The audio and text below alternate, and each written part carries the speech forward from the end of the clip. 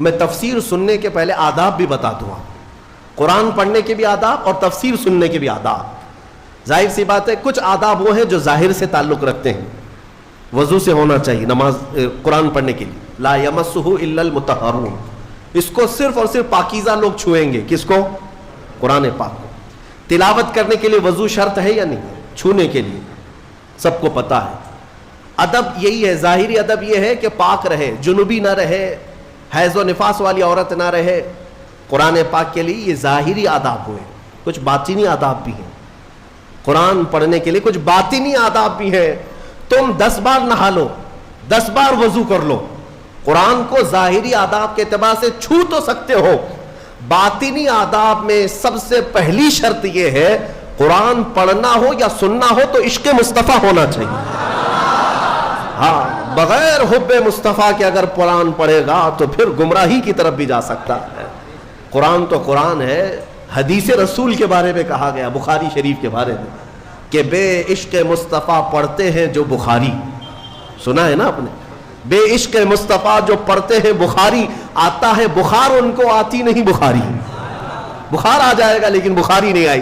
جب بخاری کے لیے عشق مصطفیٰ ضروری ہے تو پھر قرآن کے لیے کتنا ہے. اس لیے سب سے پہلی چیز میں آپ کو یہ بتا دوں, قرآن پڑھنا ہے یا سننا ہے, عشق مصطفیٰ شرط ہے. شرط ہے. محمد کی محبت دین حق کی شرط اول ہے. اسی میں ہو اگر خامی تو سب کچھ نامکمل ہے. قرآن کی ایک آیت سنا ہوگا نا آپ نے, لقد جاءکم من اللہ نور, قد جاءکم من اللہ نور و کتاب مبین. مشہور آیت ہے. اللہ فرماتا ہے بے شک اللہ کی طرف سے ایک روشن کتاب, قد جاءکم من اللہ نور و کتاب مبین, بے شک اللہ کی طرف سے ایک نور آیا اور ایک روشن کتاب. ایک نور آیا اور ایک روشن کتاب. توجہ چاہتا ہوں, کیا چیزیں آئی اللہ کی طرف سے؟ ایک نور آیا اور ایک روشن کتاب. نور کون ہے سنیوں کو سمجھانے کی ضرورت نہیں. دوسرے لوگ تعویل کرتے ہیں نور سے مراد وہ ہے, نور سے مراد یہ ہے. ہم تو کہتے ہیں صبح طیبہ میں بٹتا باڑا, صدقہ لینے نور کا آیا ہے تارا. ارے ہمارا مزاج تو یہ ہے, بریلی کے امام نے ہمیں یہ سمجھایا ہے, وہی تو جوبن ٹپک رہا ہے, وہی تو جوبن ٹپک رہا ہے, وہی تو اب تک چھلک رہا ہے. ہم نہانے میں جو گرا تھا پانی کٹورے تاروں نے بھر لیے تھے. یعنی یہ ستاروں کی جو چمک ہے نا, تم کیا سمجھتے ہو؟ سائنٹیفک اعتبار سے کہتے ہیں کہ سورج کی روشنی کھینچ کر رات کو تارے چمکتے ہیں. ہم نے سوال کیا پھر سورج کس کی روشنی کھینچتا ہے؟ سورج کس کی روشنی کھینچتا ہے؟ وہ روشنی سمجھنے کے لیے بریلی کے امام کی زبان میں پڑھنا پڑے گا. سورج ہو کہ چاند ہو, اعلیٰ حضرت فرماتے ہیں کہ اتار کر ان کے رخ کا صدقہ, اتار کر ان کے رخ کا صدقہ, وہ بٹ رہا تھا نور کا باڑا, اچھل اچھل کر جبی, یہ چاند و سورج اچھل اچھل کر جبی کی خیرات مانگتے تھے. معراج کی شب میں چاند سورج اچھل اچھل کر جبی کی خیرات مانگتے تھے کہ اللہ یہ تیرے حبیب کا جو اترن ہے نہانے میں جو گرا ہے اور پیشانی مبارکہ سے جو پانی ٹپکا ہے, چاند کہتا ہے وہ میری جھولی میں دے دیا جائے اور سورج کہتا ہے میری جھولی میں دے دیا جائے. جو بات میں عرض کر رہا ہوں وہ یہ ہے کہ قرآن میں اللہ نے کیا فرمایا, بے شک اللہ کی طرف سے تمہارے پاس کیا آیا, ایک نور آیا اور دوسرے روشن کتاب. جس کو ہم نے آج پڑھا وہ روشن کتاب. تراویح میں جو پڑھا وہ کون سی کتاب ہے؟ روشن کتاب. روشن ہی ہے حقیقت میں, جو پڑھتا ہے وہ بھی روشن ہوتا. روشن کتاب آئی اور ایک نور آیا. دونوں کا کیا کمبینیشن ہے, دونوں کا کیا تعلق ہے؟ اللہ کی طرف سے ایک نور آیا اور ایک روشن کتاب. یہاں اگر ایسا ہوتا کہ بے شک اللہ کی طرف سے کتاب آئی اور ایک نور آیا, نہیں, اللہ کی طرف سے ایک نور آیا پھر روشن کتاب. پتہ یہ چلا لائٹ سب بند کر دیں اور کتاب کھولیں, کیا پڑھ پاؤ گے؟ پڑھ پاؤ گے؟ ساری لائٹ میں بند کرتا ہوں اور تمہارے سامنے کتاب رکھتا ہوں, پڑھو, کچھ نہیں پڑھ پاؤ گے. ادھر سے ادھر انگلیاں پھیر سکتے ہو. پڑھنے کے لیے روشنی ہونا یہ ضروری ہے, بغیر روشنی کے کتاب نہیں پڑھی جا سکتی. اسی لیے آیت میں اللہ نے فرمایا بے شک اللہ کی طرف سے پہلے کیا آیا؟ نور آیا, پھر کیا آئی؟ روشن کتاب. اب اس روشن کتاب کے لیے یہ کرنٹ والی لائٹ نہیں, نور مصطفیٰ کی روشنی ضروری ہے. جب نور مصطفیٰ میں پڑھو گے تو اس کتاب سے ہدایت بھی پاؤ گے. الحمدللہ اہل سنت و جماعت کے حصے میں وہ ہدایت آئی کہ ہم عشق مصطفیٰ کی زبان میں قرآن پڑھتے ہیں. الحمدللہ. آج بہت ساری باتیں تھی لیکن ایک آیت کی طرف میں لے جاتا ہوں. کچھ لوگوں کو قرآن سے ایسی چیزیں نکالنے کی عادت ہے کہ کہیں حضور کی شان میں کچھ کمی نظر آ جائے کہ حضور پاک صلی اللہ علیہ وسلم کو یہ نہیں تھا وہ نہیں تھا, ان کو وہی چیزیں ملتی ہیں. حالانکہ قرآن کا مفہوم وہ نہیں ہے, سمجھ کا ان کے قصور ہے, عربی سے نابلد ہے, ناآشنا ہے, کچھ بھی اٹکل پچھو مار کے ترجمے میں گمراہ ہو جاتے ہیں. لیکن قرآن نے آداب سکھائے. توجہ چاہتا ہوں. آج ہم نے ایک آیت پڑھی ہے سورہ بقرہ میں. اللہ تعالیٰ فرماتا ہے یا ایھا الذین آمنوا لا تقولوا راعنا وقولوا انظرنا واسمعوا وللکافرین عذاب علیم. اے ایمان والو راعنا مت کہو, راعنا مت کہو. کیا مطلب ہے اس کا؟ تھوڑا سا عربی میں سمجھا دوں. ہوتا یہ تھا کہ رسول پاک صلی اللہ علیہ وسلم جب مجلس میں صحابہ کو درس دیتے, کوئی بات اگر کسی صحابی کو سمجھ میں نہ آتی تو وہ یوں کہتے راعنا یا رسول اللہ. آپ کہتے نا پارڈن می, پارڈن می.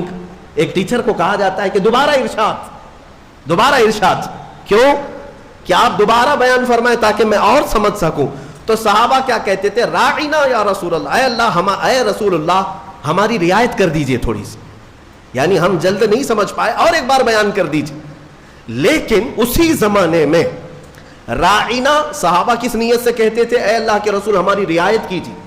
اسی زمانے میں یہودیوں کی زبان میں راعنا کا ترجمہ غلط تھا. راعنا کا مطلب ہوتا تھا ہمارا چرواہا, ہمارا چرواہا. تو ہوتا یہ تھا کہ صحابہ کہتے تھے راعنا یا رسول اللہ ہماری رعایت کر دیجئے اللہ کے رسول.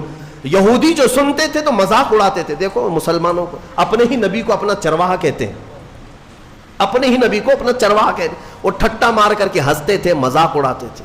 لیکن مجھے بتاؤ میرے عزیزو, کسی صحابی کے دل میں یہ نیت تھی, ان کے خواب و خیال میں بھی یہ گمان نہیں کہ ہم حضور کے بارے میں ایسا سوچیں, لیکن وہ اپنی زبان میں کہہ رہے تھے. لیکن دیکھیں قانون خداوندی کو اللہ نے اس لفظ کو بھی منع کر دیا جس کا معنی کسی بھی زبان میں الگ آ سکتا ہو. وہ جملہ میرے نبی کی شان میں بولا ہی نہ جائے, بولا ہی نہ جائے. اور عام لوگوں کو نہیں, امت میں اگر سب سے اچھے لوگ کوئی تھے تو رسول کے صحابہ تھے. ان کو اللہ نے تنبیہ کرتے ہوئے فرمایا اے ایمان والو آج کے بعد سے راعنا نہ کہو. جب اگر دوبارہ کہنے کی بات آئے حضور کی بارگاہ میں تو کیا کہو؟ اللہ نے وہ بھی سکھایا. کہو وقول انظرنا, یوں کہو نظر کرم فرمائی. اللہ نظر کرم فرمائیے. ایسا لفظ استعمال کرو نبی کی بارگاہ میں جس کا کوئی بھی کوڑھی دوسرا ترجمہ کر بھی نہ سکے.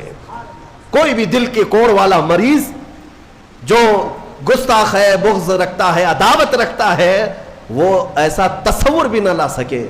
عزیزان گرامی, صحابہ کو جب یہ تنبیہ کر دی گئی تھی, اب ہمارا اور تمہارا حال کیا ہے؟ بعض ایسے لوگ ہیں جو نبی پاک صلی اللہ تعالی علیہ وسلم کے لیے, حضور پاک صلی اللہ تعالی علیہ وسلم کے لیے الفاظ کی ہیرا پھیری کے ساتھ وہ شان رسالت میں تنقیص کرنے کو اور گستاخی کرنے کو یہ سمجھتے ہیں کہ ہم بہت پڑھے لکھے لوگ ہیں, ہم بہت ایجوکیٹڈ لوگ. صحابہ کو جب یہ تنبیہ کر دی گئی کہ آپ راعنا نہیں کہیں گے آج کے بعد, اور اتنا ہی نہیں بلکہ آگے یہ بھی تنبیہ کر دیا رب تعالیٰ نے وَقُولُوا انظُرْنَا وَاسْمَعُوا. یہ کہنے کی ضرورت بھی کیوں آئے گی؟ غور سے سنا کرو. جب نبی بیان کرے تو غور سے سنا کرو. صحابہ کو اتنی تنبیہ ہے. دوسری آیتیں ہیں سورہ حجرات کی, وہ پڑھیں گے تو اش کر جائیں آپ. مولا فرماتا ہے لا ترفعوا اصواتکم فوق صوت النبی, تم میں سے کوئی بلند آواز سے نبی کی بارگاہ میں بات بھی نہ کرے. صحابہ کو کہا گیا. یہ بھی آیت کس کے لیے اتری تھی؟ ایک صحابی تھے جن کو سنائی کم دیتا تھا, حضرت قیس. کم سنائی جس کو دیتا ہے نا وہ بلند آواز سے بات کرتا ہے. تجربہ معلوم ہوگا آپ کو, جس کو کم سنائی دیتا ہے وہ اونچا بولتا ہے. اس صحابی کی عادت تھی, وہ زور سے کہتے تھے یا رسول اللہ آپ نے کیا کہا. مولا کو یہ بھی پسند نہیں تھا. عتاب نازل فرمایا کہ اگر تم نے بلند آواز سے بات کی میرے نبی کے دربار میں, جتنے اعمال تھے اب کے سب ضائع ہو گئے, سب ختم ہو گئے. ان تحبط اعمالکم وانتم لا تشعرون. تمہیں گمان بھی نہیں ہوگا, تمہیں پتہ بھی نہیں چلے گا, سارے اعمال ضائع کر دیے جائیں گے. اور ایک ادب میں بتاؤں, میرے گھر میں اگر میں آرام کر رہا ہوں, آپ آئیں گے بلانے کے لیے, کیا کریں گے؟ گھر کے باہر سے آپ بیل ہوگی بجائیں گے, دروازے کو دستک دیں گے, یا میرے نام سے پکاریں گے, ہے کیا اندر, سو رہے ہیں, کیا کر رہے ہیں, پکاریں گے نا. یہی تو ہے, طریقے یہی ہیں پکارنے کے. لیکن بارگاہ رسول کے آداب بھی قرآن میں آئے. صحابہ جب گھر پر جائیں رسول کے, کیا کریں وہ؟ اللہ کے رسول کے گھر کے باہر جانا ہو, دستک دیں, پکاریں, کیا کریں؟ اللہ تعالیٰ فرماتا ہے ان الذین ینادونک من وراء الحجرات اکثرهم لا یعقلون.